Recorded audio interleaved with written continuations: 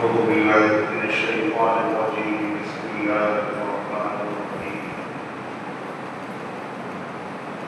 ومن أظلم ممن افترى على الله كذبا أو كذب بآياته إنه لا يفلح الظالمون.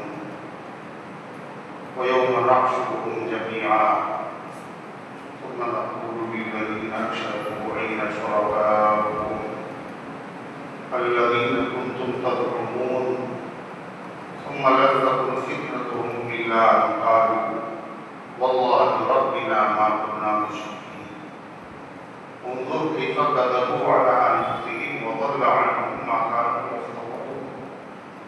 ومنهم من يستمع إليك وجعلنا على قلوبهم أكنة أن يفقهوه وفي آذانهم وقرا وإن يروا كل آية لا يؤمنوا بها حتى إذا جاءوك يجادلونك يقول الذين كفروا إن هذا إلا أساطير الأولين وهم ينهون عنه وينهون عنه وإن يهلكون إلا أنفسهم وما يشعرون. ولو ترى إذ وقفوا على النار فقالوا يا ليتنا نرد ولا نكذب بآيات ربنا ونكون من المؤمنين بل بدا لهم ما كانوا يخفون من قبل ولو ردوا لعادوا لما نهوا عنه وإنهم لكاذبون. وقالوا إن هي إلا حياتنا الدنيا وما نحن بمبعوثين. ولو ترى إذ وقفوا على ربهم قال أليس هذا بالحق قالوا بلى وربنا قال فذوقوا العذاب بما كنتم تكفرون.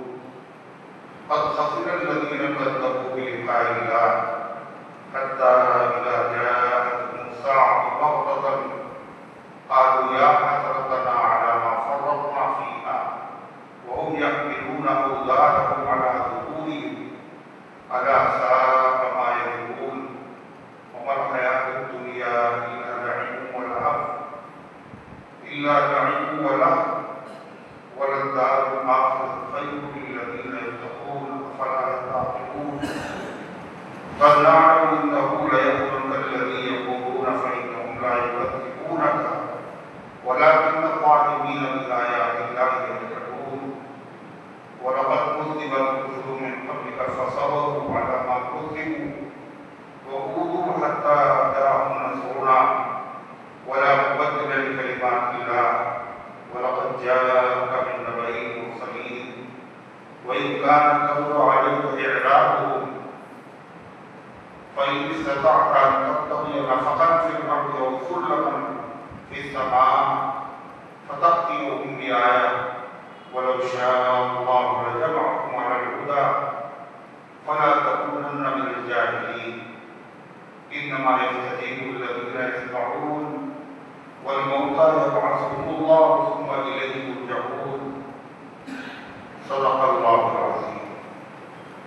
محترم حضرات، سامعین کرام، حاضرین مسجد، عزیزوں اور بزرگوں اور باوقار ماؤں اور بہنوں، یہ قرآن مقدس کے 7ویں پارے کی سورۃ الانعام کی پاکیزہ، نورانی، مبارک، باعظمت، مطہر آیتیں ہیں۔ دعا کیجیے رب العزت والجلال ان مبارک آیات کی روشنی میں صحیح اور سچی بات عرض کرنے کی توفیق نصیب فرمائے اور ہم سب کو عمل کرنے کی توفیق عطا فرمائے۔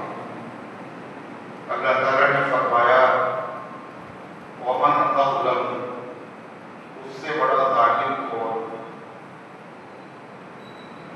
ممن افتری علی اللہ کذبا، جو اللہ پر جھوٹ بہتان باندھے،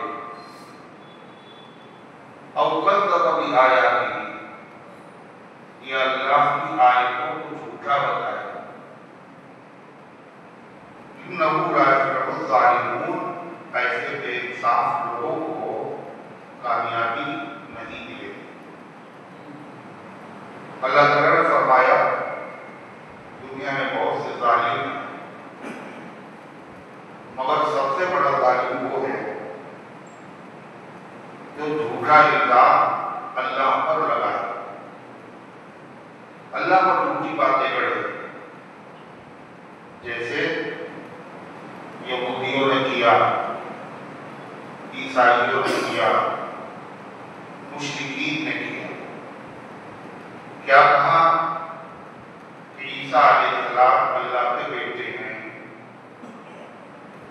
حالانکہ وہ اللہ کے بندے، اللہ کے رسول ہیں۔ اللہ نے ان کو اپنا بیٹا بنایا، یہ اللہ کا جھوٹا الزام ہے۔ یہودیوں نے کہا عزیر اللہ کے بیٹے ہیں، مکے کے مشرکین نے کہا فرشتے اللہ کی بیٹیاں ہیں۔ اسی طریقے سے مشرکین نے بہت سارے جانوروں کو جو حلال سے حرام کر لیا اور کہا یہ اللہ نے حکم دیا ہے۔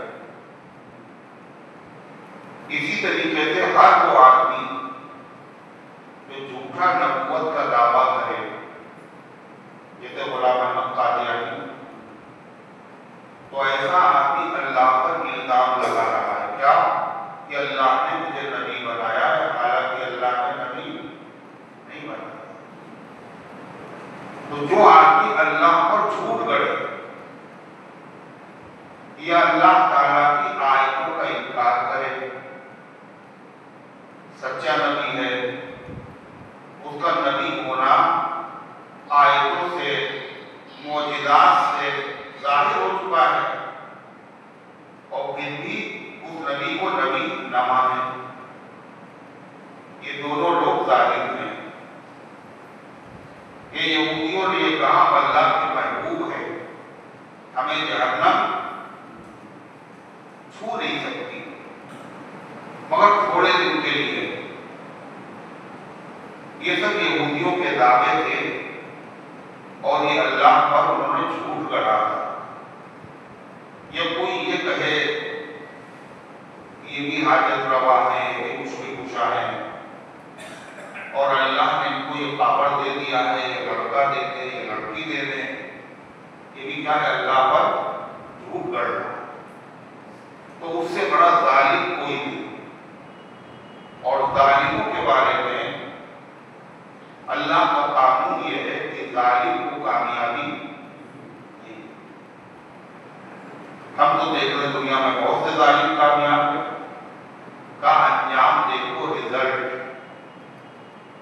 نتیجہ دیکھو۔ ظالم کا نتیجہ ہمیشہ خراب ہی ہوتا ہے۔ ظالم قوم کا فرعون 400 سال تک حکومت کی، وہ کامیاب ہوا، مگر نتیجہ کیا نکلا؟ اپنے محل سے، اپنے خزانوں سے، اپنی باغات سے اللہ نے کو نکالا اور اس کے بعد دریا میں ڈبو دیا، واپسی نصیب نہیں۔ یہ انجام۔ قارون کامیاب تھا، اس کے بعد بڑی دولت تھی، ظالم تھا وہ، اس کا انجام دیکھو۔ انجام کیا ہوا؟ میں خزانوں کے زمین میں دھسا دیا۔ ظالم کا انجام خراب ہوتا ہے۔ جتنے بھی دنیا میں ظلم کرنے والے تھے، ان ظالموں کا نتیجہ اور رزلٹ اچھا نہیں ہوا۔ شداد، حامان، قارون، فرعون، ابو جہل، ابو لہب، عتبہ، شیبہ، ولید بن مغیرہ، ان تمام ظالموں کا انجام خراب ہوا ہے۔ تو ظالموں کا انجام خراب ہوا، بظاہر یہ کامیاب نظر آ رہے ہیں، یہ کامیابی نہیں ہے۔ یہ 4 دن کی چاندنی اور پھر اندھیری رات ہے۔ یہ تو اللہ کی طرف سے ظالموں کو ڈھیل ملی ہے، ڈھیل، اور یہ ڈھیل ایسے ملی ہے جیسے مچھلی کا شکار ہوتا ہے، کانٹے میں آٹا لگا دیا اور شکاری نے ڈال دی ڈور، مچھلی نے سوچا آج بغیر محنت کے بہترین کھانا مل گیا، کھٹ سے نکلا اور نگل کے بھاگی، اور شکاری نے ڈور کو ڈھیلا کرنا شروع کیا، کاہے کے لیے؟ کہاں جائے گی کھینچ کے، اب تو پھنس چکی ہے۔ خدا نے یہ دی ان کو کہہ کر کے ڈھیل، وہ انگلی رہو اتنا قیدی متین، ہم نے ان کو ڈھیل دی ہے، ہم مہلت دے رہے، میری پکڑ بڑی سخت ہے۔ مچھلی سمجھ رہی ہے ہمیں لقمہ تر ملا، اور صیاد کہتے شکاری کو، مچھلی سمجھ رہی ہے ہمیں لقمہ تر ملا، اور صیاد مطمئن ہے کہ کانٹا نگل گئی، اب کہاں جائے گا؟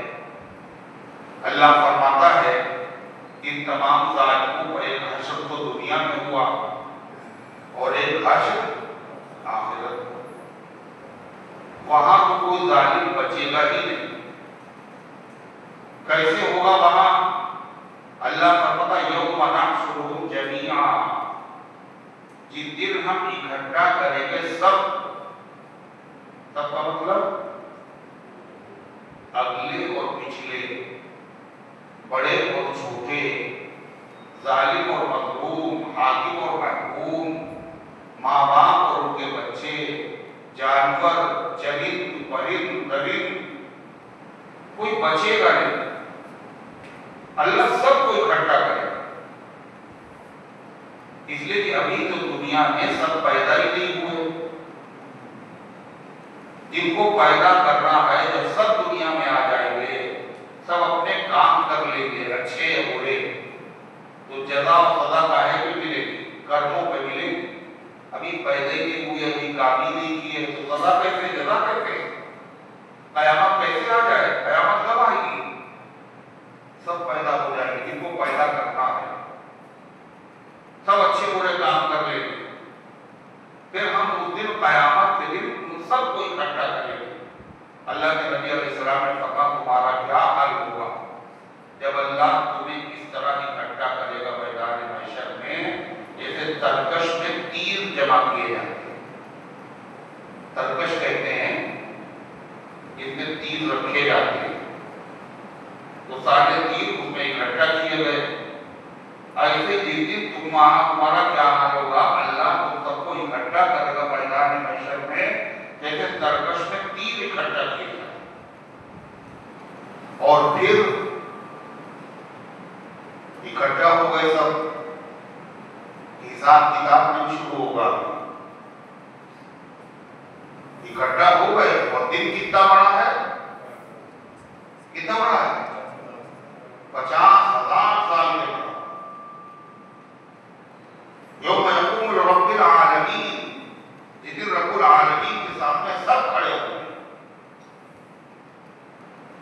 جنت میں جائیں گے، جہنم میں جائیں گے، حساب کتاب ہوگا جب ہی پتہ چلے گا، مگر حساب کتاب ہی نہیں ہو رہا، تب کھڑے،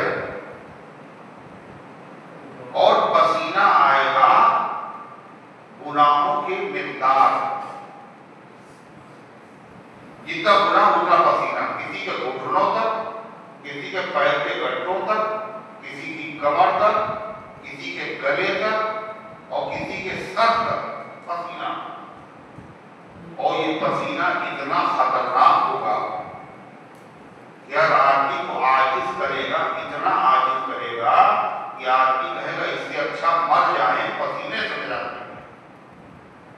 اور مرنا آدمی کب چاہتا ہے؟ بولو، مرنا چاہتے ہیں، مر جائیں مگر پسینے سے نجات مل جائے، اس کا مطلب پسینہ موت سے بھی زیادہ اس کو عاجز کرے، موت اس کے سامنے حل کی، اتنا پریشان ہوں گے لوگ، حساب کتاب ہو، جہاں جانا ہے وہاں چلے، پتا تو چلے، سب کھڑے، کہتے سورج کتنی دور ہوگا؟ 1 میل کے برابر. آج دنیا میں سورج کتنی دور ہے؟ ہزاروں میل کی دوری پہ ہے. دھوپ برداشت نہیں. قیامت کے لیے سورج 1 میل کی دوری پر اور دماغ ایسے کھول رہا ہوگا جیسے دیگچی میں پتیلی میں پانی کھولتا ہے. عجب حال ہوا. صحابہ ڈر گئے. آپ نے فرمایا ایمان والوں کو یہ دن اتنا چھوٹا معلوم ہوگا جیسے ایک نماز سے دوسری نماز کا ٹائم. بعض کافروں کو یہ 50,000 سال کے برابر لگے گا اور بعض کو 1,000 سال کے برابر. جو جتنا بڑا مجرم ہوگا وہ دن اتنا ہی بڑا اسے معلوم ہوگا. فرمایا یوم نحشرہم جمیعا، جس دن ہم سب کو اکٹھا کریں گے. آج سب لوگ اکٹھا نہیں ہیں. دنیا میں آبادی کم ہے زیادہ؟ آبادی ہو. اتنے مر گئے، اتنے مٹی میں مل گئے، اتنے طوفانوں میں چلے گئے، اتنے کرونا میں چلے گئے، مگر دنیا میں کہیں سے کمی. اگر یہ سب ہوتے جو مر چکے ہیں تو بتائیے پھر رہنے کی جگہ ہوتی؟ جگہ ہی ہوتی. دنیا کا نظام. اور قیامت کے دن جتنے مر چکے ہو، جتنے موجود ہیں، یہ جتنے پیدا ہوں گے وہ سب جب سب اکٹھا ہوں گے تو دنیا میں جگہ ہو. کہاں آئیں گے اتنے لوگ؟ اللہ تعالیٰ قرآن میں فرماتا ہے وَإِذَا الْأَرْضُ مُدَّتْ، تمہیں اکٹھا نہیں کرنا، ہم کو اکٹھا کر رہا ہے. زمین کو ربڑ کے طریقے سے کھینچ کے بڑا کر دیا جائے. سب آ جائیں گے،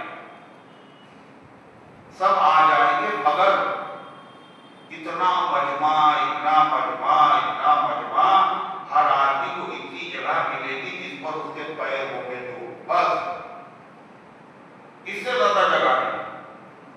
اتنا بڑا مجمع. پھر اللہ تعالیٰ سوال کرے کس سے؟ سب سے بڑے مجرم کون ہیں؟ جو نماز نہیں پڑھتے، جو روزہ نہیں رکھتے. سب سے بڑا مجرم کون ہے؟ سب سے بڑا پاپی. وہ اگر مر جائے بغیر توبہ کے تو اللہ معافی نہیں کرے گا. جہنم سے نجات نہیں، جنت میں داخلہ نہیں. سب سے بڑا مجرم کون ہے؟ مشرک. ان اللہ لا یغفر ان یشرک بہ ویغفر ما دون ذلک لمن یشاء. اللہ مشرک کو نہیں بخشے گا، اس کے علاوہ جس کو چاہے گا بغیر توبہ کیے ہوئے، بغیر سزا کیے ہوئے، اس کو چاہے گا بخش دے گا. مشرک کو نہیں بخشے گا. اس لیے اللہ سب سے پہلے مشرکوں سے کہے گا. کیا کہے گا؟ ثم نقول للذین اشرکوا، پھر ہم کہیں گے ان لوگوں سے جنہوں نے شرک کیا. ثم عربی میں آتا ہے، ثم عربی میں آتا ہے اگر کوئی کام فوراً ہوتا ہے بغیر تاخیر کے، اس کے لیے عربی میں فا آتا ہے، فا. اور اگر دیر سے ہوتا ہے کوئی کام تو اس کے لیے ثم آتا ہے. تو ثم کا لفظ یہ بتا رہا ہے پہلے میدان محشر میں لوگ کھڑے رہیں گے لمبے عرصے تک، پھر کھڑا رکھنے کے بعد اللہ بولے گا، بات کرے گا. کس سے بات کرے گا؟ للذین اشرکوا، جنہوں نے شرک کیا. کیا کہے گا؟ این شرکاؤکم الذین کنتم تزعمون، کہاں ہیں جو تمہارے شرکاء اور پارٹنر ہماری خدائی میں جن کو تم نے شریک کیا تھا؟ یہ روزی کا خدا، یہ اولاد کا خدا، یہ مصیبت ڈالنے والا، یہ مدد کرنے والا، وہ شرکاء کہاں ہیں؟ الذین کنتم تزعمون، جن کو تم ہمارا پارٹنر سمجھتے تھے، جن کے آگے جھکتے تھے، جن کے آگے نظر و نیاز کرتے تھے میرے علاوہ، وہ کہاں ہے؟ کیوں کرتے تھے ان کی پوجا؟ یہ مصیبت میں ہمیں بچا لیں گے، یہ اللہ کے وہاں آج کی بارش کر دیں گے، آج سے زیادہ مصیبت کا کوئی دن نہیں ہے، آج سے زیادہ سختی کبھی نہیں تمہیں پیش آئے گی، آج ان کی مدد کی ضرورت ہے، آج وہ تمہارے پارٹنر کہاں دکھ رہی ہے؟ کہاں ہے تمہارے وہ شرکا جن کو تم سمجھتے تھے کہ اللہ کی خدائی میں شریک ہیں؟ ثم قرآن کا پھر کا مطلب اس سوال کے بعد مشرک لوگ بولیں گے نہیں فوراً، ثم دیر کے لیے آتا ہے، اس کا مطلب فوراً نہیں بولیں گے، بہت دیر سوچیں گے کیا جواب دیں، بہت دیر سوچیں گے، مشورہ کریں گے، اور مشورہ کرنے کے بعد بہت دیر کے بعد سوچ سمجھ کے بولیں گے، کیا بولیں گے؟ ثم لم تكن فتنتهم الا ان قالوا، پھر نہیں ہوگا ان کا جواب مگر یہ کہ کہیں گے وہ واللہ ربنا ما كنا مشرکین، اللہ کی قسم ہمارے پروردگار ہم نے کبھی کسی کو شریک نہیں۔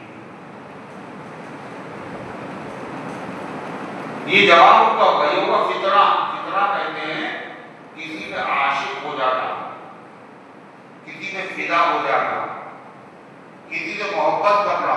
جتنے بت پرست ہیں اور ستارہ پرست ہیں اور جتنے غیر اللہ کی پوجا کرنے والے ہیں، یہ سب کے سب اپنے خداؤں پر کیا ہیں؟ بولو، عاشق ہیں، فدا ہیں، ایسے فدا ہیں کہ ساری زندگی ان کے آگے سجدے کرتے رہے، ساری زندگی ان کی پوجا کرتے رہے، ان کے لیے اللہ والوں سے لڑتے رہے، گالیاں بکتے رہے، قتل کرتے رہے، ہنگامے کرتے رہے، فساد کرتے رہے، کس کے لیے کرتے رہے؟ انہیں خداؤں کے لیے، جن خداؤں کو زندگی بھر پوجا، جن کی خاطر لڑتے رہے، جن کی خاطر جانے دے دی، یہ سارا عشق ایک لمحے میں ان کا ہرن ہو جائے گا، ہوا ہو جائے گا۔ ساری زندگی جن کی پوجا کی، ایک دم سے کیا کہیں گے؟ اے اللہ ہم نے کسی کو شریک نہیں، کبھی عشق ایک دم سے کیا ہو جائے گا؟ ختم۔ مصیبت میں اگر عشق باقی ہے تو سچا عشق ہے، دودھ کے عاشق بہت ہوتے ہیں نا، مصیبت میں جو قائم ہے وہ ہے عشق۔ اس سے زیادہ مصیبت کا دن کیسا ہوگا؟ قیامت میں جو مصیبت کا دن ہے اس دن کیا ہوگا؟ سارا عشق ان کا ختم ہو جائے۔ شیخ سعدی کہتے ہیں چنا سال شد اندر دوش، چنا قحط شد سال اندر دوش، دوش سیریا کی راجدھانی۔ شیخ سعدی کہتے ہیں ایک سال ایسی بھوکمری، ایسا قحط پڑا، کہاں؟ دمشق۔ بیارہ فراہور شکردرد عشق، جتنے عاشق تھے سب اپنا عشق کرنا بھول، مصیبت آ گئی، کھانے کو نہیں، ساری زندگی جن سے دل لگایا، جن سے مرادیں مانگی، جن کی پوجا کرتے رہے، جن کی خاطر لڑتے رہے، فساد کرتے رہے، خون بہاتے رہے، قیامت کے دن کیا ہوگا؟ اللہ جیسے سوال کرے گا ایک دم سے پانی پھر جائے گا اور کہیں گے اے اللہ، اے ہمارے پروردگار، تیری قسم ہم نے کبھی شرک نہیں کیا۔ کیوں کہیں گے؟ اس لیے وہ یہ دیکھ رہے ہوں گے جس نے شرک نہیں کیا ہے ان کو جنت بھیجا جا رہا، اس کی سفارش کی جا رہی ہے، سفارش کے بعد جنت چلے گئے، اس کو جہنم میں ڈالا گیا اور پھر نکالا گیا اور پھر جنت میں بھیج دیا گیا۔ مشرک تو سوچے کہ لاؤ ایک داؤ یہاں بھی کھیل کے دیکھیں اور جھوٹ بولیں، وہ کہیں ہم مشرک نہیں تھے تاکہ ہمیں بھی قسم کھا کے کہیں گے واللہ ربنا ما كنا مشرکین، اللہ کی قسم ہمارے رب ہم نے شرک نہیں کیا. یعنی جھوٹ دنیا میں تو بولتے ہی تھے، آخرت میں بھی جھوٹ بولیں گے. جھوٹ بہت خطرناک بیماری ہے. جن آدمی کو یہ بیماری لگ جاتی ہے یہ پھر مرتے دم تک جاتی نہیں ہے. میدان محشر میں اللہ کے سامنے اولین و آخرین کے مجمع میں سب کے سامنے جھوٹ بولیں گے. کیا جھوٹ بولیں گے؟ اے اللہ ہمارے رب کی قسم ہم نے شرک نہیں. پھر اللہ تعالیٰ کیا کہے گا؟ اللہ جھوٹ بولنے کی اجازت دے گا، موقع دے گا. ورنہ جاپ و جلال کا عالم کو جھوٹ بول ہی نہیں سکتا، مگر اللہ موقع دے گا. کیسے کے لیے موقع دے گا؟ تاکہ جو ان کا چھپا ہوا عیب ہے وہ بھی دنیا کے سامنے ظاہر ہو جائے. یہ خالی مشرک ہی نہیں تھے بلکہ جھوٹے بھی بہت بڑے تھے اور بے حیا بھی تھے. دنیا میں جھوٹ بولتے رہے اور اتنے بے حیا ہیں اپنے خالق اپنے مالک پروردگار کے آگے بھی. جھوٹے آدمی سے اللہ کو بڑی نفرت ہے. حدیث میں آتا ہے قیامت کے دن ایک آدمی کے یہ گلپھڑے جو ہیں ادھر سے ادھر سے چیرے جائیں گے اور پھر صحیح ہو جائیں گے اور پھر چیرے جائیں گے. پھر پوچھا گیا یہ کون آدمی ہے؟ کہ یہ وہ آدمی ہے جو دنیا میں جھوٹ بولتا تھا. یہ اس کی سزا ہوگی. اور اگر کوئی آدمی جھوٹ بولے آپس میں جب بھی مجرم، اور اگر کوئی جھوٹ بولے خدا کے بارے میں نبی کے بارے میں تو چھوٹا مجرم ہے، اس کا جرم اور بڑا ہو جاتا ہے. مگر جھوٹ کی عادت اتنی خراب ہے جب آدمی جھوٹ بولتا ہے آپس میں تو پھر اس کی زبان سے کوئی بچتا نہیں ہے. وہ نبی کے بارے میں بھی جھوٹ بولتا ہے اور خدا کے بارے میں بھی جھوٹ بولتا ہے. چنانچہ وہ جو مولانا ہے آج کل چھائے ہوئے ہیں، وہ سوشل میڈیا پہ گھر میں بیٹھ کر کے ویڈیو بناتے رہتے ہیں. سلمان رضوی، آپ بتائیے یہ مولانا یہ ہزاروں مولویوں کے استاد ہیں اور دھڑلے سے جھوٹ بول رہے ہیں. اور جھوٹ بھی کس کے بارے میں؟ عام لوگوں کے بارے میں نہیں، اللہ کے نبی کی طرف نسبت کر کے جھوٹ بول رہے ہیں. اور ہزاروں لاکھوں لوگ دیکھ رہے ہیں. کیا جھوٹ بولا؟ کہ اللہ کے نبی صلی اللہ علیہ وسلم نے فرمایا حضرت معاویہ رضی اللہ عنہ امت کے فرعون ہیں. حضور نے یہ بات کہی نہیں، سراسر جھوٹ ہے. ہر حدیث کے عالم نے لکھا اس حدیث کو گڑھا گیا ہے، جھوٹی حدیث ہے، مگر وہ شخص بیان کر رہا ہے سب کے سامنے اور کہہ رہا صحیح. اور اللہ کے نبی نے کیا کہا تھا؟ کیا کہا تھا؟ اللہ کے نبی نے فرمایا تھا من کذب علی متعمدا فلیتبوأ مقعدہ من النار. جو میرے اوپر جان بوجھ کر جھوٹ گڑھے وہ اپنا جہنم میں ٹھکانہ بنا. آپ نے فرمایا جو جانتا کہ یہ حدیث جھوٹی ہے اور پھر بھی لوگوں کے سامنے بیان کر دے تو اللہ کے نبی نے کہا وہ دو جھوٹوں میں سے ایک ہے. دو جھوٹوں میں سے ایک کیسے؟ ایک تو وہ جھوٹا ہے جس نے وہ حدیث گڑھی ہے، دوسرے وہ جھوٹا ہے جو لوگوں کے سامنے بیان کرتا. دیکھا؟ اور کیا کہا؟ کہا اللہ کے نبی صلی اللہ علیہ وسلم نے فرمایا حضرت معاویہ کو اگر میرے منبر پر دیکھو تو قتل کر دینا.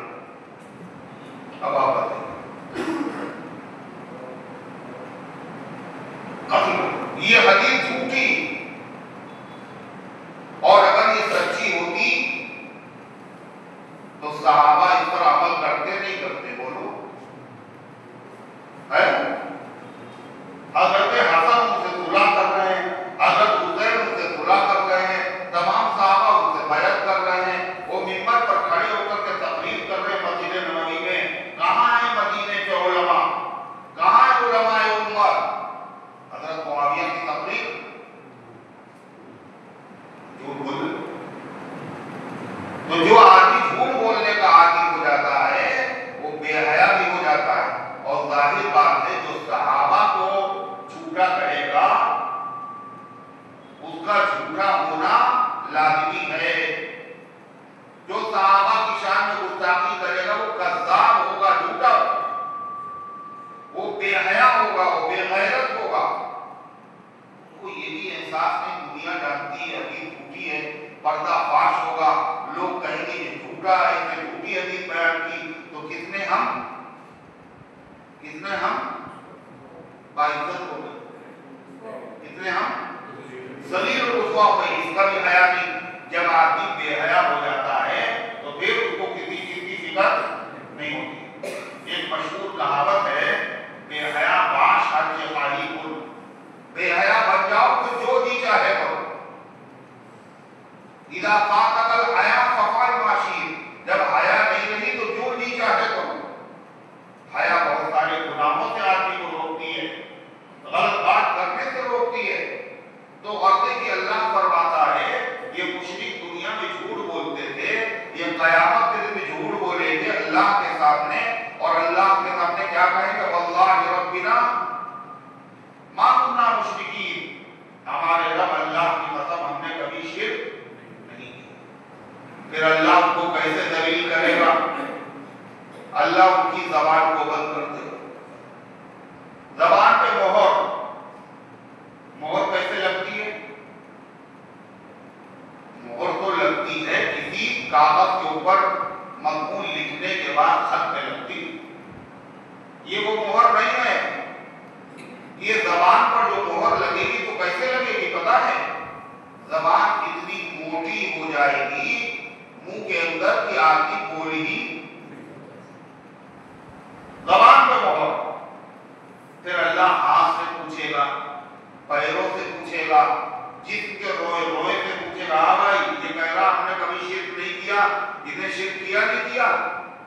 ہاتھوں سے چڑھاوا چڑھایا، ہاتھ بولیں گے ہم نے چڑھاوا چڑھایا، اور پیر بولیں گے ہمیں لے جا کے فلاں جگہ لے گیا اور فلاں جگہ لے گیا اور فلاں جگہ لے گیا چڑھاوا چڑھانے کے لیے۔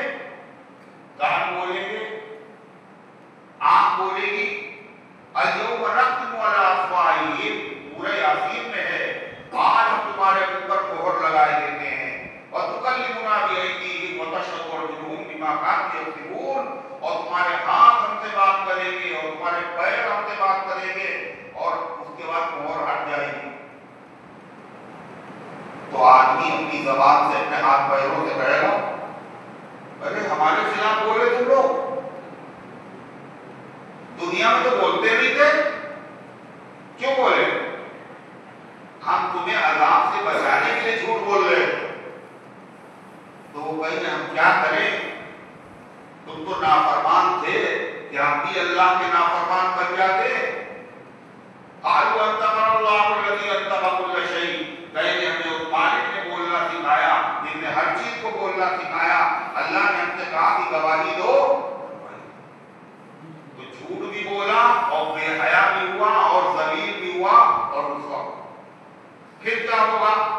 اللہ تعالیٰ فرماتا ہے اپنے نبی سے انظر، اے نبی دیکھیے تو کیف کذبوا علی انفسہم وضل عنہم ما کانوا یفترون، کیسے جھوٹ بولے اپنے اوپر، زندگی بھر شرک کرتے رہے اور کیا کہنے لگے ہم نے کبھی شرک نہیں، وضل عنہم ما کانوا یفترون، اور غائب ہو گئے ان سے وہ سب جن کو وہ گڑھتے تھے، جن مورتیوں کو گڑھتے تھے وہ مورتیاں بھی چلی گئی، جو باقی دعوے کیا کرتے تھے وہ دعوے بھی ختم ہو گئے، صاف صاف ہم نے شرک نہیں کیا۔ اللہ تعالیٰ فرماتا ہے یہ تو وہ لوگ تھے، دوسرے لوگ وہ ہیں جو قرآن کے منکر ہیں، قرآن کے قرآن کے، مگر پھر بھی وہ آپ کے پاس آتے ہیں اور قرآن سنتے بھی ہیں۔ مگر اے پیغمبر آپ امید نہ رکھنا یہ قرآن سنتے ہیں زیادہ مسلمان ہو جائے۔ قرآن سن کر قرآن سے لوگوں کو ہدایت ملتی ہے اور قرآن سے لوگ گمراہ بھی ہوتے ہیں۔ قرآن کو جو لوگ سنتے ہیں سچی طلب کے ساتھ حق جاننے کے لیے ان کو ہدایت ملتی ہے، اور جو قرآن کو سنتے ہیں قرآن میں کیڑے نکالنے کے لیے، قرآن پر اعتراض کرنے کے لیے، قرآن کا مذاق اڑانے کے لیے، ایسے لوگوں کو قرآن سے ہدایت نہیں۔ اللہ فرما رہا ہے وَمِنْهُمْ، اور ان میں سے مَن يَسْتَمِعُ إِلَيْكَ، بعض ایسے ہیں جو قرآن سننے کے لیے آپ کی طرف کان لگاتے ہیں، جسے بہت غور سے سن رہے ہیں، مگر اس کے باوجود وہ ایمان نہیں لائیں۔ کیوں نہیں لائیں گے؟ وَجَعَلْنَا عَلَىٰ قُلُوبِهِمْ أَكِنَّةً، ہم نے ان کے دلوں پہ پردہ ڈال دیا ہے۔ کاہے کا پردہ؟ عداوت کا، دشمنی کا۔ جان لے کے سمجھ لے کے پھر بھی مانیں گے أَن يَفْقَهُوهُ، ہم نے پردہ کیوں ڈالا؟ تاکہ وہ اس کو سمجھ نہ سکے۔ وَفِي آذَانِهِمْ وَقْرًا، اور ان کے کانوں میں ڈانٹ لگی ہوئی ہے۔ جب کان میں ڈانٹ لگ جائے تو اچھا سنائی دیتا ہے نا، سنائی نہیں دیتا۔ اور اے پیغمبر اتنا دل میں ان کے بغض ہے، اتنا عناد ہے، اتنے ہردھرم ہیں، کان میں کان بند اور دلوں پہ پردہ، اور آنکھوں کا کیا حال ہے؟ اگر آپ ان کو کتنی بھی بڑی سے بڑی کوئی نشانی معجزہ دکھا دیں یہ ظالم اس کے باوجود بھی مانیں گے۔ وَإِن يَرَوْا كُلَّ آيَةٍ لَا يُؤْمِنُوا بِهَا، اور اگر یہ دیکھ لیں ہر قسم کی آیت، نشانی، معجزہ، ایمان نہیں لائیں گے۔ اور یہی نہیں، صرف ایمان نہیں لائیں گے بلکہ آپ کے پاس آئیں گے اور جھگڑا کریں گے، بحث کریں گے۔ کیا بحث کریں گے؟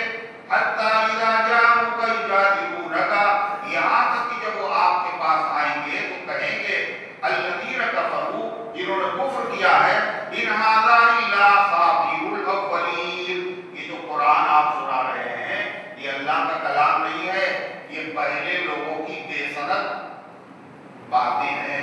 پہلے لوگ بھی ایسے کہا کرتے تھے کہ کائنات کا بنانے والا ایک ہے، یہ بات تم بھی کہتے ہو۔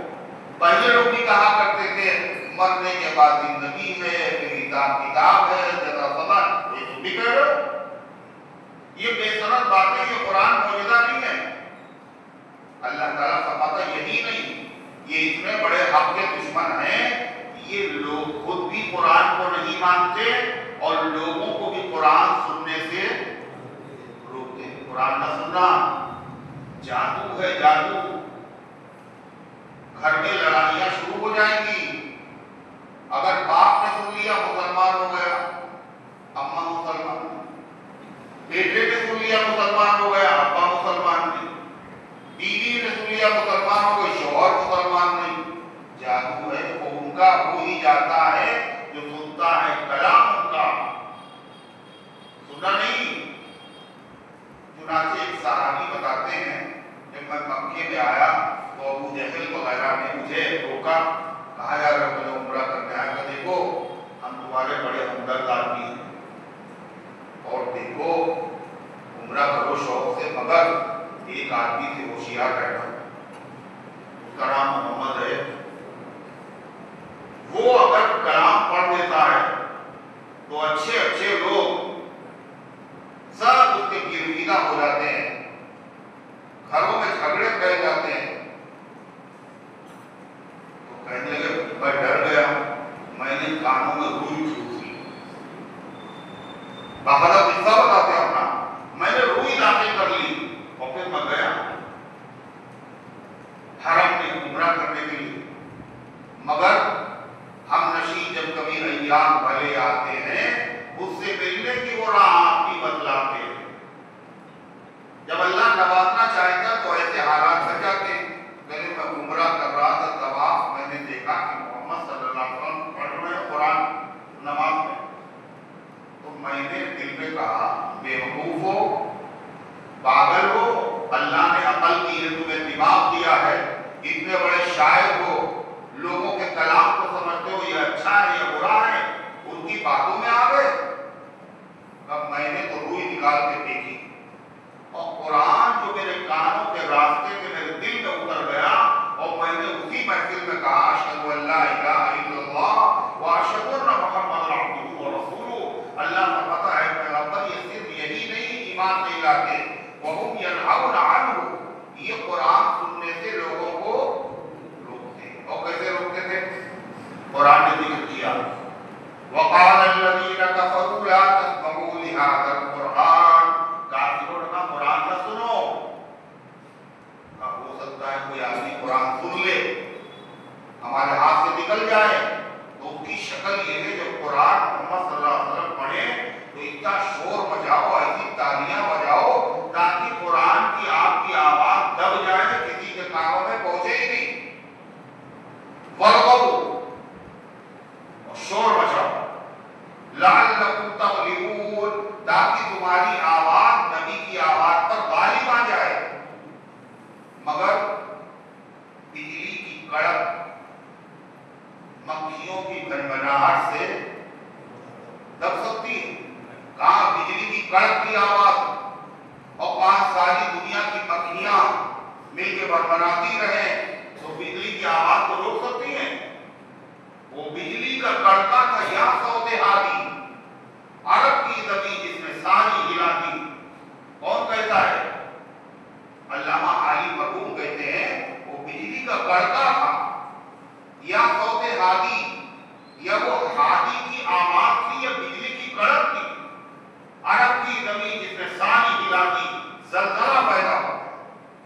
جو نہیں چاہتے تھے ان کے گھر میں قرآن پہنچ گیا، جو سننا نہیں چاہتے تھے اللہ تعالیٰ کے دلوں کے اندر ان کے دلوں کو قرآن کا گیرگیتا اور شیدا بنا دیا۔ اللہ فرماتا ہے وَهُمْ يَنْهَوْنَ عَنْهُ، وہ اس سے روکتے ہیں۔ قرآن سے روکنا، قرآن پڑھنے سے، قرآن سننے سے یا قرآن کے درس میں جانے سے روکنا، یہ کام کون کرتا تھا پہلے؟ کون کرتا تھا یہ؟ ارے مسلمان کرتے تھے، کافر کرتے تھے۔ آج کچھ مسلمان ہیں وہ بھی یہ کام کرتے ہیں، مگر یہ نہیں کہتے صاف صاف، کہتے ہیں بڑی کتاب ہے قرآن، اور تم چھوٹے آدمی انہیں پہلے چھوٹی کتاب سمجھو پھر بڑی کتاب سمجھنا۔ بڑی کتاب تمہاری سمجھ میں جلدی نہیں آئے گی۔ اور اللہ قرآن میں کیا کہہ رہا ہے؟ جھوٹے ہیں، جھوٹے ہیں یہ اپنے بھی دشمن ہیں دوسروں کے بھی دشمن ہیں۔ وَلَقَدْ يَسَّرْنَا الْقُرْآنَ لِلذِّكْرِ فَهَلْ مِن مُّدَّكِرٍ، ہم نے قرآن کو آسان کر دیا سمجھنے کے لیے، ہے کوئی سمجھنے والا؟ اللہ کہہ رہا آسان کر دیا، یہ کہنے بہت مشکل ہے۔ اللہ رحم فرمائے۔ تو اللہ فرماتا ہے یہ ایمان نہیں لاتے، یہ تو قرآن سے روکتے ہیں۔ وَيَنْهَوْنَ عَنْهُ، لوگوں کو روکتے ہیں اور خود قرآن کے قریب نہیں جاتے، قرآن سے دور رہتے ہیں، خود بھی دور رہتے ہیں اور لوگوں کو بھی روکتے ہیں۔ کیا چاہتے ہیں کہ اب تو دیوانے ہیں، دنیا بھی دیوانی رہے۔ ایک کوبڑا آدمی کیا چاہتا ہے؟ ساری دنیا کوبڑی ہو جائے۔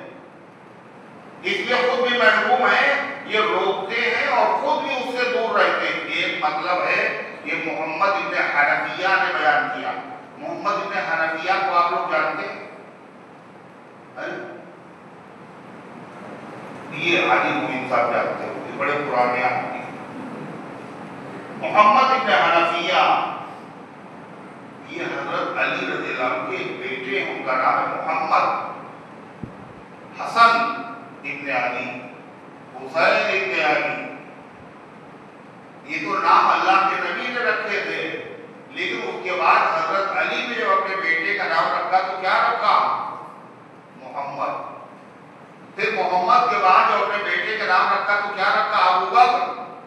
پھر ابو بکر کے بعد جو بیٹا پیدا ہوا کیا نام رکھا؟ عمر۔ پھر جو بیٹا پیدا ہوا تو کیا رکھا؟ عثمان۔ تو محمد یہ حضرت علی کے بیٹے ہیں۔ کیا کہنا چاہیے؟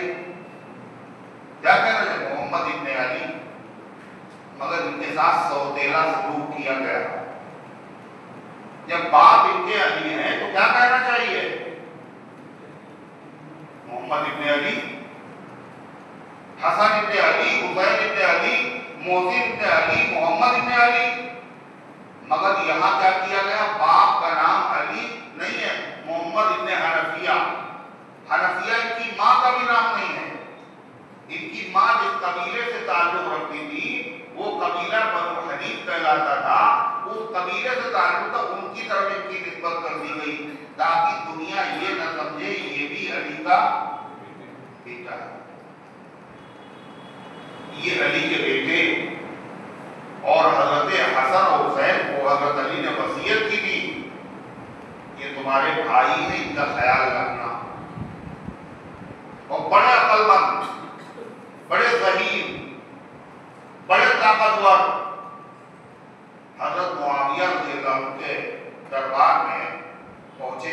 کون؟ علی کے بیٹے حسن حسین کے بھائی۔ کیوں گئے؟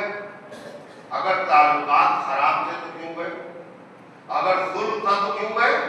نہیں، حضرت حسن بھی جاتے تھے، حضرت حسین بھی جاتے تھے، اور 10 لاکھ سالانہ، 10 لاکھ روپے سالانہ حضرت معاویہ رضی اللہ عنہ حضرت حسن رضی اللہ عنہ کی خدمت میں پیش کرتے تھے، اور 10 لاکھ حضرت حسین کی خدمت میں پیش کرتے تھے، اور اس کے علاوہ بیچ میں بھی بھیجتے رہتے تھے۔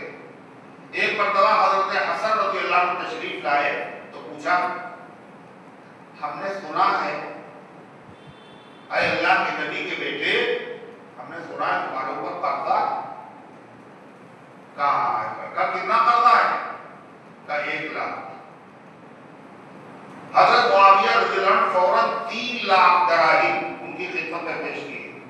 1 لاکھ سے قرضہ ادا کرو، 1 لاکھ اپنی ضرورت میں خرچ کرو، 1 لاکھ اپنے ملنے جلنے والے رشتہ داروں میں خرچ کرو۔ یہ سلوک تھا حضرت معاویہ کا حضرت حسنین کے ساتھ۔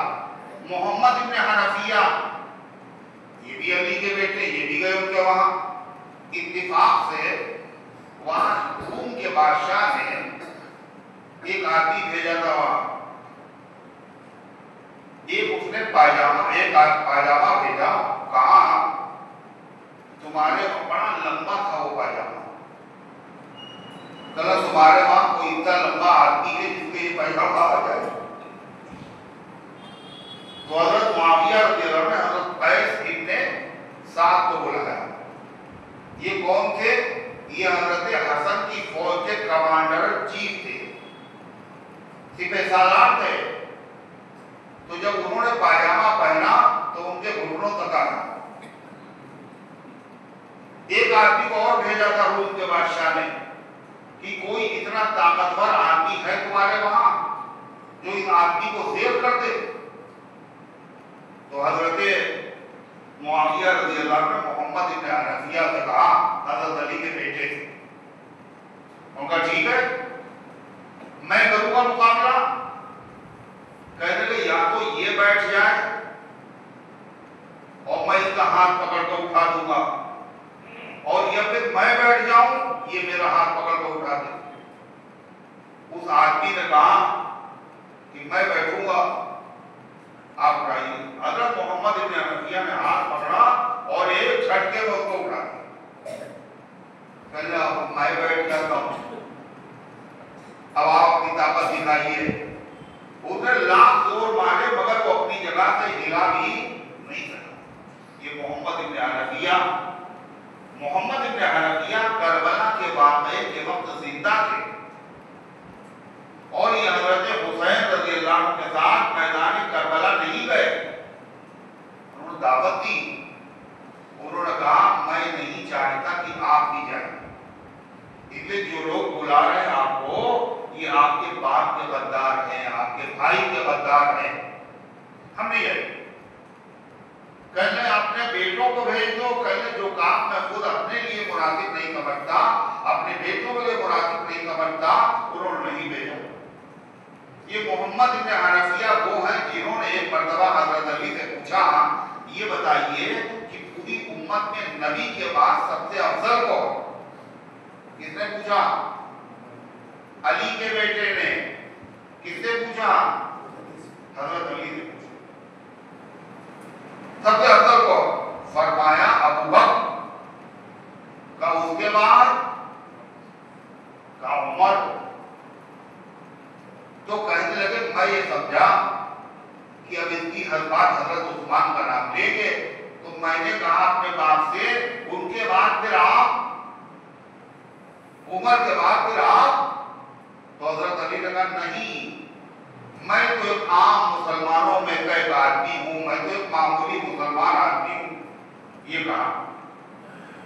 محمد ابن حنفیہ کہتے ہیں میں نے حضرت حسین سے پوچھا تو حضرت حسین نے کہا میں نے اپنے ابا سے پوچھا تھا تو تیسرا آدمی کون ہے؟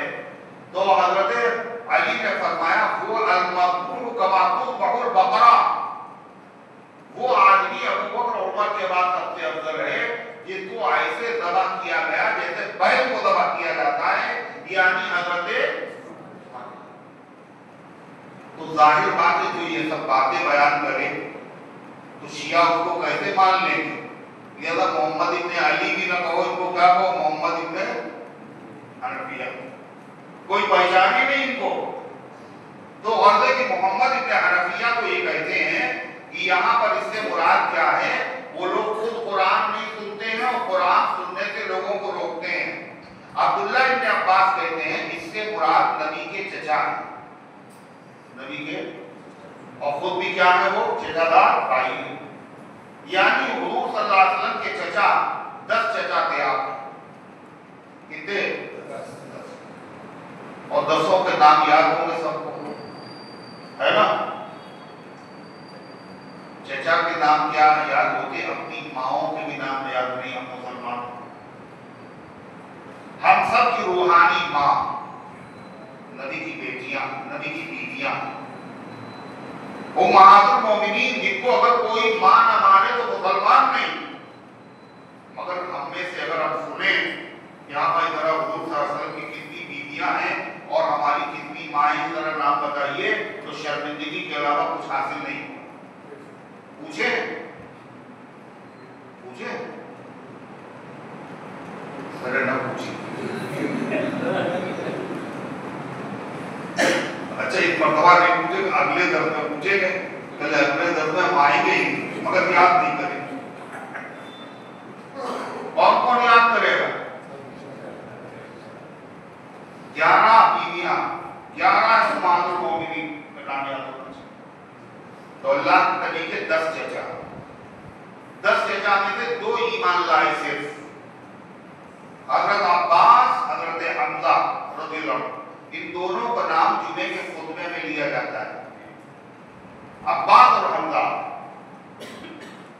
اور باقی کتنے بچے؟ 8. وہ ایمان نہیں لائے. مگر وہ چچا حضور کے جو تھے وہ اللہ کے نبی کی دشمنوں سے حفاظت کرتے تھے.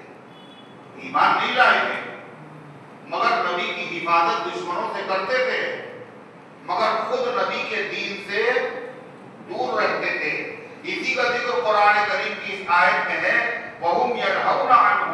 وہ لوگوں کو تو روکتے ہیں نبی کریم علیہ السلام کے اذیت پہنچانے سے، وَيَنْهَوْنَ عَنْهُ، لیکن خود بھی وہ نبی کی دعوت اور دین قبول کرنے سے دور رہتے ہیں.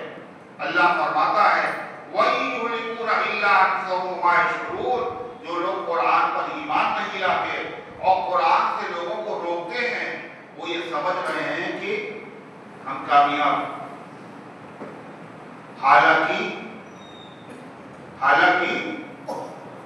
ان کے قرآن سے روکنے سے قرآن کی حقانیت پر کوئی فرق نہیں پڑا. نبی کی مخالفت کرنے سے نبی کی حقانیت پر کوئی فرق نہیں پڑے گا. اسلام کی مخالفت کرنے سے اسلام کی حقانیت پر، اس کے پھیلنے پر کوئی فرق نہیں پڑا. کتنی مخالفت ہوئی اسلام کی؟ جب سے اسلام شروع ہوا اللہ کے نبی نے جب دین کی دعوت دی تو سب لوگوں نے لبیک کہا کرا، سب تو مخالف ہو گئے، اپنے بھی پرائے بھی غیر